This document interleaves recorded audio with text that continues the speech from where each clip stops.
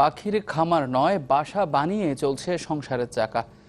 যশোর সদর উপজেলার চাউলিয়া, সীতারামপুর, দাসপাড়া, রমানগর সহ এসব অঞ্চলের 200 নারী পুরুষ পাখির বাসা বানানোর কাজ করছেন, যা এখন দেশের সীমানা পেরিয়ে রপ্তানি হচ্ছে বিদেশেও।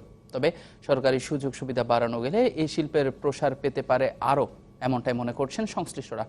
যশোর থেকে তৌহিদুর রহমানের রিপোর্ট।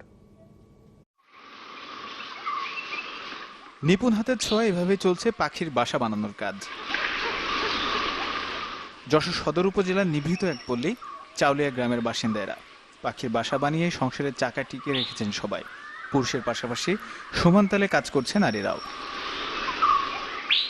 শুধু এই গ্রামই না, সীতারামপুর, দাসপাড়া, রোমানগড় সহ আশপাশের গ্রামে প্রায় 500 মানুষ এই পাখির বাসা বানানোর কাজে জড়িত।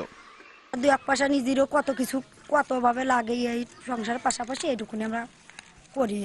পাখির বাসার কাজ বুনতে ভালো লাগে। শহর থেকে আসে বিভিন্ন এলাকার লোকজন এসে এখানে এসে এই পাখির বাসা কিনে নিয়ে যায়।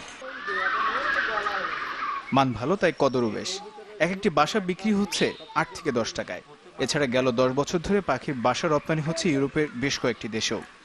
আস্তে আস্তে বিভিন্ন জায়গায় সৃষ্টি হলো এই কাজ, তখন এই পাখির বাসা পুরোটা চালু হইলো। আমাদের দেশ বিদেশের সমস্ত গুলো কাজ সব ইউরোপ কান্ট্রি যায় এই মালগুলো। 20-30 বছর করতে করে এই কাজটা বিদেশে যাচ্ছে, আমাকে সুন্দর লাগে, মনটা ভালো লাগে।